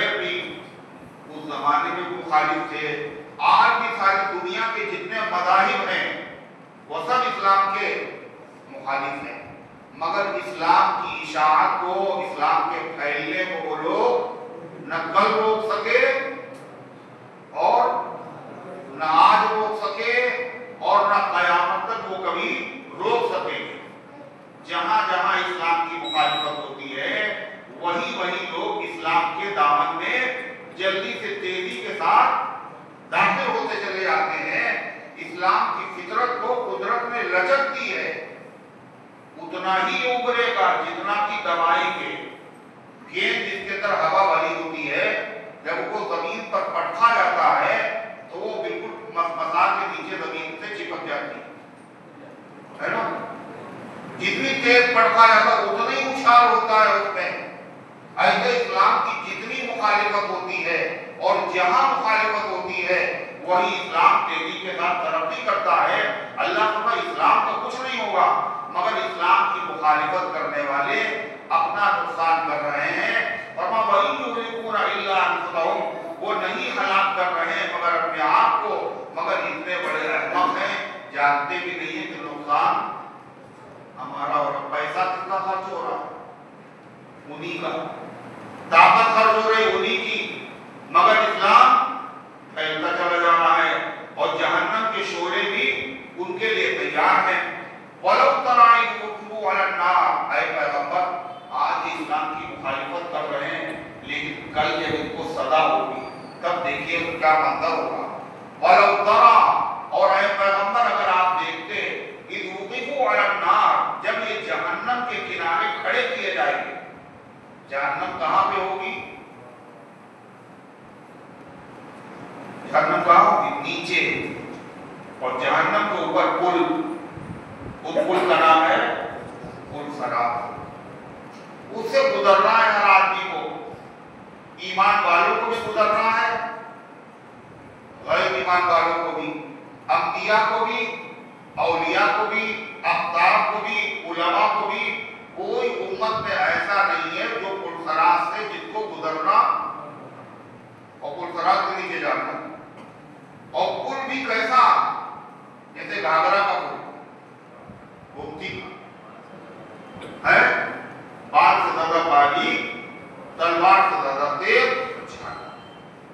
وہاں چیک پوسٹیں بنی ہوں گی، فرشتے چیکنگ کریں گے، جس کے پاس ویزا ہوگا اس کو جنت میں جانے دیں گے، جس کے پاس ایمان کی سند ہوگی، پروانہ ہوگا، اس کو جنت میں جانے دیں گے. اور جو غیر ایمان والا ہوگا اس کو وہیں سے دھکا دے کر کے جہنم میں جھونک دیں گے. جب جہنم کے پاس کھڑے ہوں گے وہ تو کیا منظر ہوگا اے پیغمبر؟ آج تو اسلام کی مخالفت میں اتنے آگے بڑھے ہوئے ہیں مگر جب سزا ان کے سامنے ہوگی ان کے ہوش اڑ جائیں گے. اس وقت ان کی زبان سے کیا نکلے گا سنیے. وَلَوْ تَرَىٰ إِذْ وُقِفُوا عَلَى النَّارِ، اور اگر آپ اس وقت دیکھیں جب ان کو کھڑا کیا جائے گا جہنم کے کنارے تو کہیں گے یا لیتنا نرد، اے کاش مجھے دنیا میں پھر سے بھیج دیا جائے. وَلَا نُكَذِّبَ بِآيَاتِ رَبِّنَا، اب اگر ہم دنیا میں جائیں گے تو اپنے پروردگار کی آیتوں کو جھٹلائیں گے نہیں. وَنَكُونَ مِنَ الْمُؤْمِنِينَ، اور ہم ایمان والوں میں شامل ہو کر کے آئیں گے. دیکھ لی جہنم، دیکھ لیا مرنے کے بعد زندہ ہونا. اللہ فرماتا ہے بل بدا لهم ما كانوا يخفون من قبل، بلکہ وہ چیز بھی ظاہر ہو جائے گی جو اس سے پہلے وہ چھپاتے تھے. دنیا میں جس کا انکار کرتے تھے آج وہ چیز کیا ہے اس کا خود اقرار کریں گے. ابھی تھوڑی دیر پہلے کیا بیان کیا گیا تھا؟ وہ اللہ کے سامنے کیا کہیں گے؟ قسم. کیا قسم کھائیں گے؟ اے اللہ ہم نے کبھی شرک نہیں کیا. اور جب جہنم دیکھیں گے تو کیا کہیں گے؟ بھول جائیں گے ہم نے کیا قسم کھائی تھی. کیا کہا اللہ دنیا میں بھیج دیجیے ہم اب پکے مومن بن کے آئیں گے. یعنی گویا کہ ہم اب تک شرک کرتے رہے اب شرک نہیں. وَلَوْ كُنتُوا لَعَادُوا لِمَا نُهُوا عَنْهُ، اللہ کیا کہتا ہے؟ جھوٹے ہیں، دنیا میں جھوٹ بولتے تھے، اللہ کے سامنے جھوٹی قسم کھائی، اور اب جو یہ کہہ رہے ہیں ہمیں دنیا میں بھیج دیجئے ہم مومن بن کے آئیں گے. اب بھی جھوٹ جھوٹ بول رہے ہیں. یہ جو کہہ رہے ہیں ہمیں دنیا میں بھیج دیجئے اب ایمان لے آئیں گے، ایمان لانے کے لیے نہیں کہہ رہے ہیں بلکہ یہ سزا سے اپنے آپ کو بچانے کے لیے کہہ رہے ہیں. جب یہ دنیا میں جائیں گے تو وہی رفتار بے ڈھنگی جو پہلے تھی وہ اب بھی وہی کریں. کیا کہا اللہ تعالیٰ نے؟ وَلَوْ رُدُّوا لَعَادُوا، اور اگر ان کو دنیا میں لوٹا دیا جائے لَعَادُوا لِمَا نُهُوا عَنْهُ، یہ وہی کریں گے جس سے ان کو منع کیا گیا تھا. وَإِنَّهُمْ لَكَاذِبُونَ، اور یہ بالکل جھوٹے تھے، جھوٹے ہیں اور جھوٹ بول رہے. وَقَالُوا إِنْ هِيَ إِلَّا حَيَاتُنَا الدُّنْيَا وَمَا نَحْنُ بِمَبْعُوثِينَ، اور وہ لوگ کہتے تھے کیا ہماری نہیں ہے زندگی مگر دنیا کی زندگی. یہ جو محمد صلی اللہ علیہ وسلم کہتے ہیں مرنے کے بعد زندگی ہے، ادھر کچھ نہیں، زندگی صرف دنیا کی زندگی ہے. وَمَا نَحْنُ بِمَبْعُوثِينَ، اور ہم دوبارہ زندہ نہیں کیے جائیں گے. نہ حساب کتاب ہوگا، نہ جزا سزا ہوگی، نہ جنت اور جہنم ہے. یہ صرف ڈرانے کے لیے ہے. اللہ کا پتہ آج تو یہ کہہ رہے ہیں کہ مرنے کے بعد زندگی نہیں ہے، یہی دنیا کی زندگی ہے، مگر جب دوبارہ یہ باقاعدہ میدان محشر میں زندہ کر کے کھڑے کیے جائیں گے تب کیا ہوگا. سنیے، وَلَوْ تَرَىٰ إِذْ وُقِفُوا عَلَىٰ رَبِّهِمْ، اور اگر آپ دیکھیں ان کو جب یہ کھڑے کیے جائیں گے اپنے رب کے سامنے تو اللہ تعالیٰ ان سے کیا کہے گا؟ قَالَ أَلَيْسَ هَٰذَا بِالْحَقِّ، کیا یہ سچی بات نہیں تھی؟ ہمارے نبی کہتے تھے مرنے کے بعد دوبارہ زندہ کیے جاؤ گے، تم کہتے تھے نہیں زندہ کیے جائیں گے. آج زندہ کیے گئے ہو، بتاؤ میرے نبیوں نے کہا تھا یہ سچ تھا یا نہیں تھا؟ أَلَيْسَ هَٰذَا بِالْحَقِّ، کیا یہ سچ نہیں ہے؟ تو جواب میں کیا کہیں گے؟ قَالُوا بَلَىٰ، کیوں نہیں، اے مالک بالکل سچ تھا. رَبَّنَا، اے ہمارے رب، بَلَىٰ وَرَبِّنَا، ہمارے رب کی قسم. اللہ کہتا ہے جب یہ سچ تھا اور تم جھٹلاتے رہے، آج تم نے اقرار بھی کر لیا، لہذا اب اپنے کفر کی سزا چکھو. قَالَ فَذُوقُوا الْعَذَابَ بِمَا كُنتُمْ تَكْفُرُونَ، تو اللہ فرمائے گا چکھو عذاب اس کا جو تم دنیا میں کفر کیا کرتے تھے. قَدْ خَسِرَ الَّذِينَ كَذَّبُوا بِلِقَاءِ اللَّهِ، اللہ فرماتا گھاٹا دنیا میں ہوتا ہے، لوگوں کو نفع بھی ہوتا ہے، کاروبار میں گھاٹا بھی ہوتا ہے، مگر حقیقت میں گھاٹا کس کو ہوا؟ جو کبھی اپنے گھاٹے کو پورا نہ کر سکے. وہ کون آدمی ہے؟ جو ایمان سے محروم ہو اور مر جائے، اس کا گھاٹا ایسا ہے، یہ گھاٹا کبھی پورا نہیں. جو یہ سمجھے کہ مرنے کے بعد زندگی نہیں ہے، اللہ کے دربار میں حاضری نہیں ہے، اور جب اللہ کے دربار میں حاضر ہوگا تو اس کو گھاٹا ہوگا یا نفع ہوگا؟ کیسا گھاٹا؟ اب دوبارہ دنیا میں آ بھی نہیں سکتا، اب ایمان کی دولت کما بھی نہیں سکتا، اب نماز روزہ بھی کر نہیں سکتا. علم نماز روزہ پڑھنے کے بعد نہیں، کب کیا جاتا ہے؟ دنیا کی زندگی میں. وہ زندگی ختم ہو. قَدْ خَسِرَ الَّذِينَ كَذَّبُوا بِلِقَاءِ اللَّهِ، گھاٹے میں مبتلا ہو گئے وہ لوگ جنہوں نے جھٹلا دیا اللہ سے ملاقات کو. حَتَّىٰ إِذَا جَاءَتْهُمُ السَّاعَةُ بَغْتَةً، یہاں تک کہ جب آ گئی ان کے پاس قیامت اچانک. قَالُوا يَا حَسْرَتْنَا عَلَىٰ مَا فَرَّطْنَا فِيهَا، تو وہ کہیں گے ہائے افسوس، ہم نے کتنی کوتاہی کی قیامت کے بارے میں، ہم یقین ہی نہیں رکھتے تھے، ہم نے کوئی تیاری ہی نہیں کی. ہائے افسوس، ہائے افسوس کہیں گے. اس وقت افسوس کرنے سے بڑا فائدہ ہوگا، ہے نا؟ کیوں؟ انہیں افسوس کرنے سے کوئی فائدہ نہیں ہوگا. وَهُمْ يَحْمِلُونَ أَوْزَارَهُمْ عَلَىٰ ظُهُورِهِمْ أَلَا سَاءَ مَا يَزِرُونَ، اور وہ لوگ اٹھائیں گے اپنی پیٹھ پر بوجھ. کیا اٹھائیں گے؟ ایک تو پرسرات سے گزرنا ہے، اکیلے گزرنا مشکل، اوپر سے بوجھ رکھا ہو. کاہے کا بوجھ؟ حدیث میں آتا ہے جب آدمی مر جاتا ہے اور قبر میں جیسے دفنایا جاتا ہے تو قبر میں ایک آدمی آتا کالا کالا، بڑی ڈراؤنی شکل، بڑی بدبو، بڑے خراب کپڑے. اب قبر میں ظاہر وہی وحشت ہو رہی، دوسرے ایک آدمی اور آ گیا اتنا ڈراؤنا اور بدبو بھی آ رہی، اس سے پوچھتے آپ کون سا آ رہا ہے؟ آپ نے نہیں بجا، ہم تمہارے عمل ہیں عمل،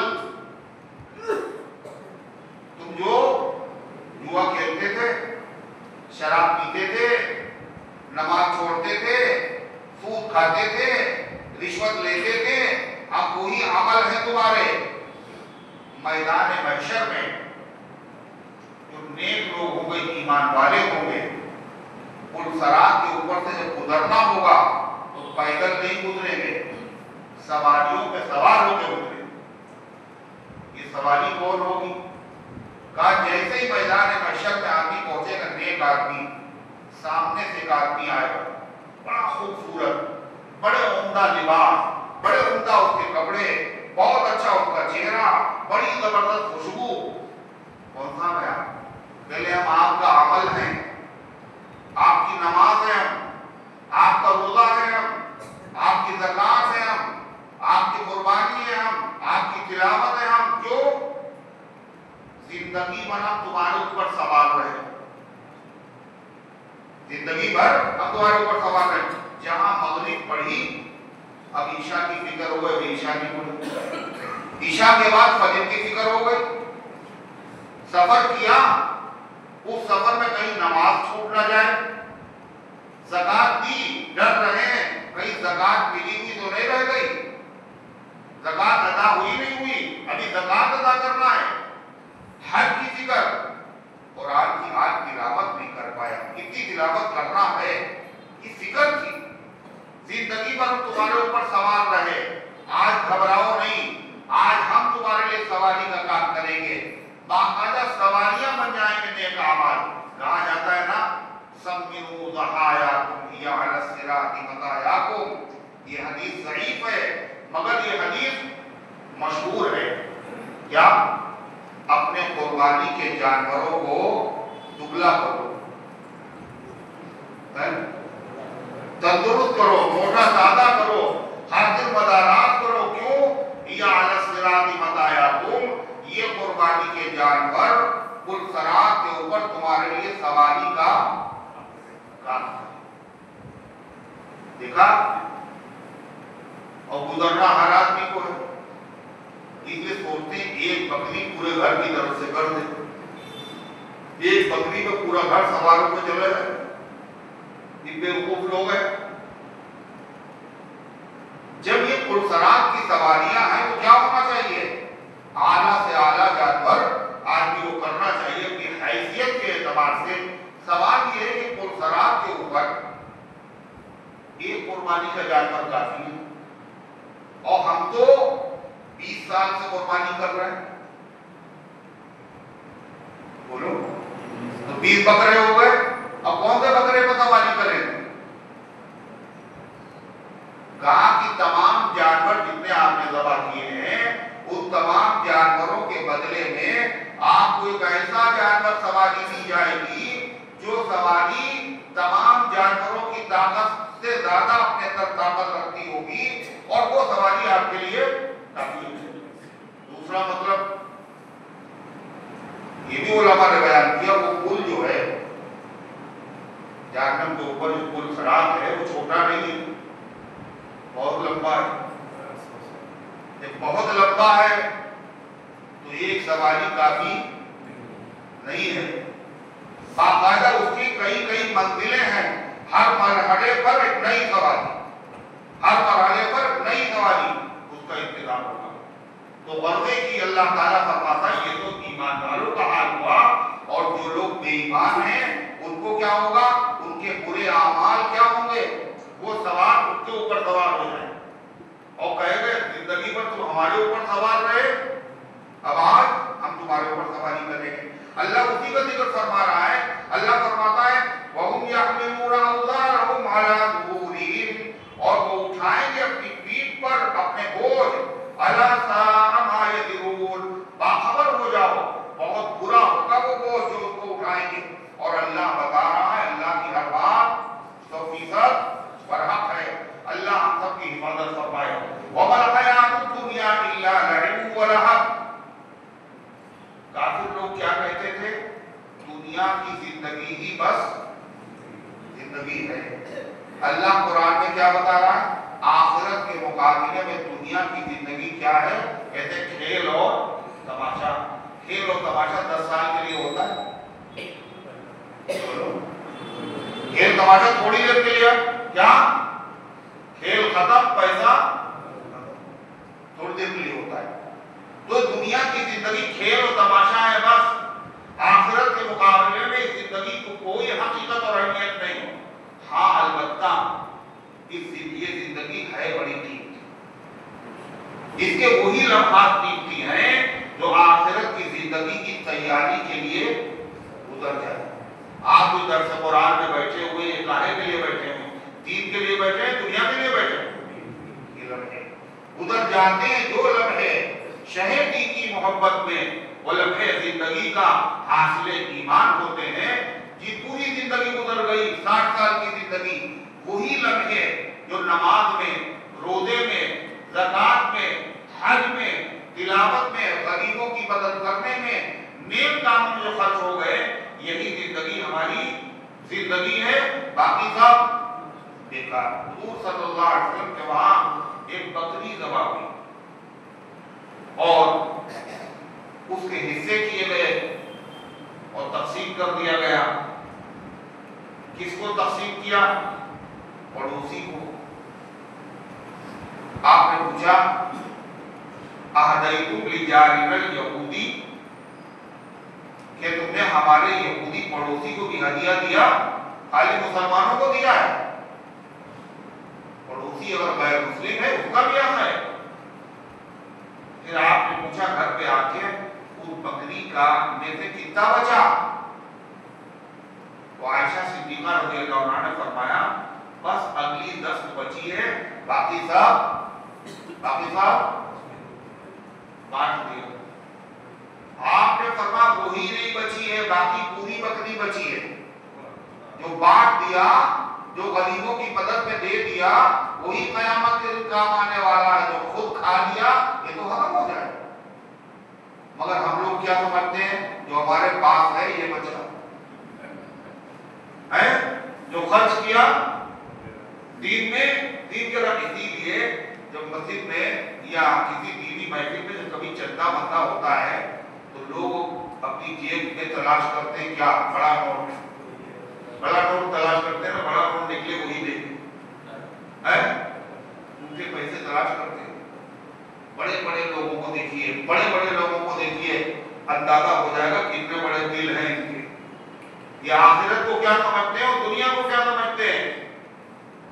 وہ ایک ساتھ میں 100 کا نوٹ ڈال دیا غلے میں، پیچھے والے کو بڑی حیرت ہوئی، سب 5 روپے تلاش کر رہے، یہ بڑا دیالو آدمی ہے 100 کا نوٹ ڈالا۔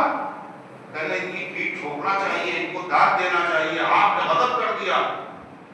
تو اس نے کیا کہا؟ اس نے کہا ارے وہ آپ کی جیب سے گرا تھا، مالک دل میں رہے۔ اللہ کے بندو کیا فرمایا اللہ تعالیٰ نے؟ یہ ومل حیات الدنیا الا لعب و لہو، دنیا کی زندگی نہیں مگر کھیل اور تماشا۔ اس میں وہی کامیاب ہے جس سے ہم آخرت کی تیاری میں لگا دیں۔ وَلَدَارُ الْآخِرَةُ خَيْرٌ لِّلَّذِينَ يَتَّقُونَ، اور آخرت کا گھر بہتر ہے ان لوگوں کے لیے جو اللہ سے ڈرتے ہیں، افر دنیا میں دل نہیں لگاتے ہیں۔ افلا تعقلون، کیا وہ سمجھتے نہیں؟ پورے پاک صلی اللہ علیہ وسلم کو امت سے بڑی محبت تھی، اور آپ جانتے تھے اگر یہ کلمہ نہیں پڑھے گا تو کہاں جائے گا؟ جہنم۔ اور حضور کو اپنی ہر امتی نے اتنی محبت، سگے ماں اور سگے باپ کو اپنی سگی اولاد سے اتنی محبت، مگر وہ لوگ حضور کو اتنی محبت کرتے، وہ لوگ کیا کرتے تھے؟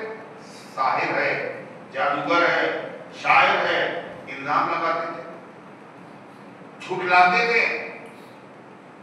حضور کا بہت دل دکھتا تھا، ہم تو جہنم سے بچانا چاہتے ہیں مگر یہ ظالم بچنے کے لیے تیار ہے۔ آپ نے فرمایا میری مثال اس شخص کی طرح ہے جس نے آگ جلائی، اور آگ جب روشن ہو گئی تو سارے پتنگے اس میں گرنے لگے۔ ایک آدمی ان پتنگوں کو روک رہا ہے مگر پتنگے ہی گرے چلے جا رہے ہیں۔ آپ نے فرمایا میں اپنی امت کے لوگوں کو جہنم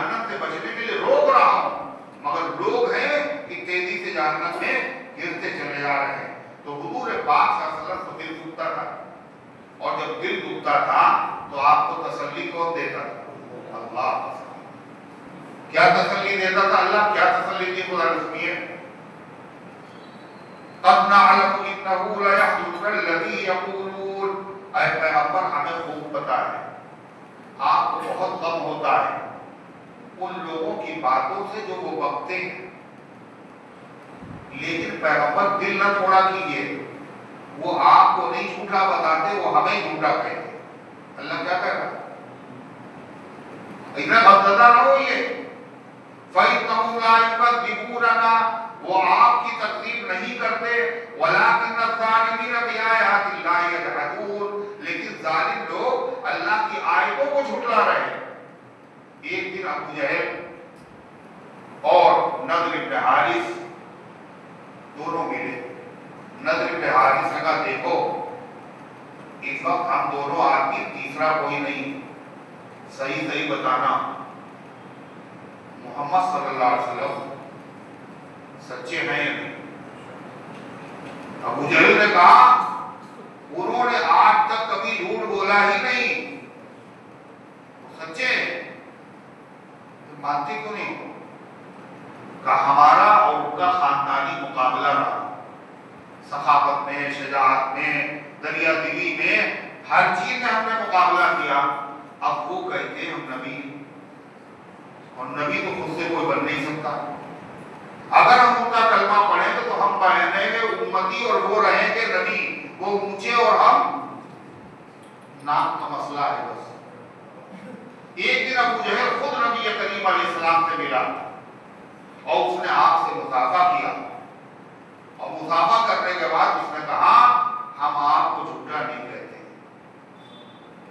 ہم آپ کو جھوٹا نہیں کہتے ہیں، آپ جو دین لے کر کے آئے ہم اسے جھوٹا کہتے ہیں.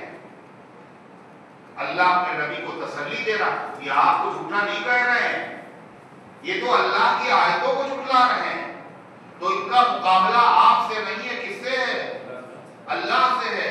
آپ ہم نہ کیجئے، ان کو اللہ کے حوالے کر دیجئے، اللہ خود ان سے نمٹنے کے لیے کافی. کیا کہا؟ لَقَدْ قَدْ نَعْلَمُ إِنَّهُ لَيَحْزُنُكَ الَّذِينَ يَقُولُونَ. ہمیں خوب پتا ہے کہ آپ کو غم ہوتا ہے ان کی باتوں سے جو کہتے ہیں فَإِنَّهُمْ لَا يُكَذِّبُونَكَ، جو وہ بکتے ہیں وہ آپ کو جھٹلاتے نہیں ہیں، لیکن ظالم لوگ اللہ کی آیتوں کو جھٹلاتے ہیں. اور اے پیغمبر یہ صرف آپ کے ساتھ خاص نہیں ہے، آپ سے پہلے نبی کتنے آئے؟ کم و بیش 1,24,000. ہر نبی کے ساتھ یہی ہوا. ان نبیوں نے صبر کیا، آپ بھی صبر کیجئے. ان نبی کے دشمن جو تھے اللہ نے آخر میں ان دشمنوں کو ذلیل کر دیا. اسی طریقے سے اللہ تعالیٰ حق کو غالب کرے گا اور دین کے مخالفوں کو مغلوب کرے گا. یہ اللہ کا وعدہ ہے. آسمان ڈل سکتا ہے، زمین ڈل سکتی ہے، پہاڑ ڈل سکتے ہیں، مگر اللہ کا وعدہ ڈل نہیں سکتا. چنانچہ دنیا نے دیکھا وہی حرم شریف تھا، وہی کعبہ مکہ تھا جہاں سے آپ کو نکالا گیا تھا. آپ اسی حرم میں داخل ہوئے، انگلی سے اشارہ کر رہے ہیں اور بت زمین کے اوپر دھڑا دھڑ گر رہے ہیں. اور آپ کرے جال حق و حق الباطل، حق آ گیا اور باطل مٹ گیا. اور باطل تو مٹنے کے لیے ہے. دنیا نے نقشہ دیکھا نہیں دیکھا؟ وَرَأَيْتَ النَّاسَ يَدْخُلُونَ فِي دِينِ اللَّهِ أَفْوَاجًا. اے پیغمبر مرنے سے پہلے آپ دیکھیں گے لوگ آپ کے دین میں فوج در فوج داخل ہوں گے، قبیلے کے قبیلے چلے آئیں گے. آپ یہ منظر دیکھیں گے. جب یہ منظر دیکھیں تو سمجھ لیجئے اب آپ کی دنیا میں رہنے کا وقت ختم ہو گیا. اب اللہ سے ملنے کی تیاری کیجئے.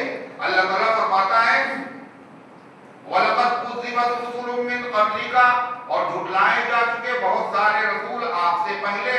فَصَبَرُوا عَلَىٰ مَا كُذِّبُوا، انہوں نے صبر کیا اس بات پر کہ ان کو جھٹلایا گیا.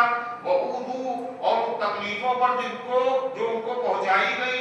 حَتَّىٰ أَتَاهُمْ نَصْرُنَا، یہاں تک ان نبیوں کے پاس ہماری مدد آ گئی، ہم نے ان کو غالب کیا اور دشمنوں کو مغلوب کر دیا. آپ سے جو اللہ نے وعدے کیے ہیں دین آپ کا غالب ہوگا، یہ بھی وعدہ پورا ہو کر رہے گا. وَلَا مُبَدِّلَ لِكَلِمَاتِ اللَّهِ، اور اللہ کے کلمات کو کوئی بدل نہیں سکتا. وَلَقَدْ جَاءَكَ مِن نَبَإِ الْمُرْسَلِينَ، اور آپ کے پاس آ چکی ہے پہلے پیغمبروں کی خبریں. پہلے پیغمبروں کے ساتھ کیا ہوا؟ نوح علیہ السلام غالب ہوئے اور جھٹلانے والے ڈوبے. موسیٰ علیہ السلام غالب ہوئے اور جھٹلانے والے ڈوبے. اسی طریقے سے حضرت صالح علیہ السلام غالب ہوئے، جھٹلانے والے برباد کیے گئے. حضرت ہود علیہ السلام غالب ہوئے، جھٹلانے والے برباد کر دیے گئے. شعیب علیہ السلام ان کے ماننے والے کامیاب ہوئے، نہ ماننے والے برباد ہوئے. یہ قرآن ایسے لوگوں کی خبروں سے، واقعات سے بھرا ہوا ہے. اللہ فرماتا وَإِن كَانَ كَبُرَ عَلَيْكَ، وہ لوگ کہتے تھے مکے کے مشرک، کوئی ایسی نشانی آپ دکھائیں معجزہ کہ ہم لوگ کلمہ پڑھنے پر کیا ہو جائے، کیا ہو جائے،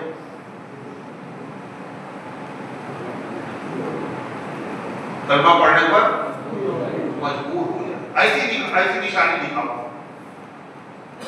تو حضور صلی اللہ علیہ وسلم چاہتے تھے کیا حرج ہے اگر ایسی نشانی دکھا دی جائے، اس سے کلمہ پڑھنے میں مجبور ہو جائیں اور جہنم سے بچ جائیں. مگر اللہ کیا چاہتا تھا؟ اللہ جانتا تھا کہ ان کو کوئی بھی نشانی دکھا دی جائے یہ لوگ مانیں گے، اور جب کوئی نشانی کوئی مانگتا ہے اور پھر اس کو نہیں مانتا ہے تو اللہ کا عذاب آتا، پوری قوم برباد کر دی جاتی ہے. اور اللہ پوری قوم کو برباد کرنا نہیں چاہتا. کیوں؟ یہ آج نہیں مان رہے، کل ہو سکتا ہے یہ مانے، اور آج نہیں مان رہے ان کی اولادیں مانیں گی. ابو جہل نے نہیں مانا، اس کے بیٹے اکرمہ نے مانا. ولید بن مغیرہ نے نہیں مانا، اس کے بیٹے خالد نے مانا. ارے ہوا نہیں. عبداللہ ابن ابی منافق نے نہیں مانا، اس کے بیٹے عبداللہ نے مانا. مگر حضور صلی اللہ علیہ وسلم کیا چاہتے تھے؟ یہ جو کہہ رہے ہیں ایک مرتبہ دکھا دی جائے. تو اللہ تعالیٰ نے اپنے نبی سے کیا کہا؟ اگر آپ کے بس میں ہے ایسی نشانی دکھانا تو دکھا دیجیے. یہ ہماری مصلحت کے خلاف کیا کام. خدا کا انداز دیکھیے کیا کام خدا نے. وَإِن كَانَ كَبُرَ عَلَيْكَ، اور اگر آپ پر گرا گزر رہا ہے ان کا اعراض کرنا، ان کا نہ ماننا، فَإِنِ اسْتَطَعْتَ، اگر آپ کے اندر طاقت ہے، أَن تَبْتَغِي نَفَقًا فِي الْأَرْضِ، کہ آپ زمین میں کوئی سرنگ بنا لیں، أَوْ سُلَّمًا فِي السَّمَاءِ، یا آسمان میں کوئی سیڑھی لگا لیں، اور وہاں سے جو یہ نشانی چاہتے ہیں وہی نشانی لا کے دکھا دے. فَتَأْتِي بِآيَةٍ، پھر آپ ان کے بعد وہ نشانی لے آئیے، مگر یہ آپ کے بس میں ہے نہیں. اور اللہ تعالیٰ کی یہ مشیت ہے، جو اللہ کا فیصلہ ہے اس کے آگے گردن جھکائیے. آپ کا تبلیغ کرنا ہے، سب کو مسلمان بنانا آپ کا کام نہیں ہے. تو ہدایت دینا کس کا کام ہے؟ اللہ کا کام. وَلَوْ شَاءَ اللَّهُ لَجَمَعَهُمْ عَلَى الْهُدَىٰ، اور اگر اللہ چاہتا تو ان سب کو ہدایت کے اوپر جمع کر دیتا اور مجبور کر دیتا، ہر آدمی مسلمان ہو جاتا. مگر اللہ تعالیٰ کو مجبور کر کے مسلمان بنانا یہ اللہ کی مصلحت کے خلاف. امتحان کا کہاں رہے گا؟ دنیا تو دارالامتحان ہے. اگر کہا جائے پیپر میں یہ سوال آیا ہے، کوشچن آیا ہے، اس کا جواب یہی لکھنا ہے، آپ یہ امتحان ہوا تو مجبور کر دیا آپ نے. اللہ فرماتا ہے اور اگر اللہ چاہتا لَجَمَعَهُمْ عَلَى الْهُدَىٰ، تو ان سب کو ہدایت کے اوپر جمع کر دیتا. فَلَا تَكُونَنَّ مِنَ الْجَاهِلِينَ، اے پیغمبر آپ نادانوں میں سے نہ ہوئیے. آپ یہ دل کے اندر سے خیال نکال دیجئے کہ یہ جو معجزہ کہہ رہے ہیں اگر وہی دکھا دیا جائے گا تو یہ ایمان لے آئے گے. یہ ایمان پھر بھی نہیں لائے. اللہ تبارک و تعالیٰ نے فرمایا اور اے پیغمبر دیکھیے سنیں گے سب مگر مانیں گے سب نہیں. انما یستجیب الذین یسمعون، آپ کی دعوت کو وہی قبول کریں گے جو جان و دل سے سنتے ہیں، جو اعتراض کے لیے سنتے ہیں، مذاق اڑانے کے لیے سنتے ہیں، وہ لوگ ایمان نہیں لائیں گے۔ والموتى يبعثهم اللہ، اور جو لوگ سنتے نہیں ہیں ایمان لانے کے لیے مردہ ہیں، جیسے مردے کو نہیں سنایا جا سکتا، ایسے یہ بھی سن کر کے ہدایت قبول نہیں کریں گے۔ ان مردوں میں اللہ جان کب ڈالے گا؟ قیامت کے دن، اور قیامت کے دن یہ سب ایمان لے آئیں گے، مگر قیامت کے دن ایمان لانے سے کوئی فائدہ۔ والموتى يبعثهم اللہ، اور مردوں کو اللہ تعالیٰ زندہ کرے گا، ثم الیہ یرجعون، پھر سب کے سب اللہ تبارک و تعالیٰ کے دربار میں پیش کیے جائیں گے، اور حساب و کتاب ہوگا اور جزا و سزا کا معاملہ ہوگا۔ اللہ ان گزارشات کو قبول فرمائے، عمل کرنے کی توفیق عطا فرمائے۔ محمد اشتیاق کا انتقال ہو گیا، انا للہ و انا الیہ راجعون، اللہ مرحوم کی مغفرت فرمائے۔ محمد ارمان صاحب 3 منزل سے نیچے گر گئے، بہت حالت خراب ہے، اللہ ان کے حال پر رحم فرمائے اور ان کو شفا عطا فرمائے۔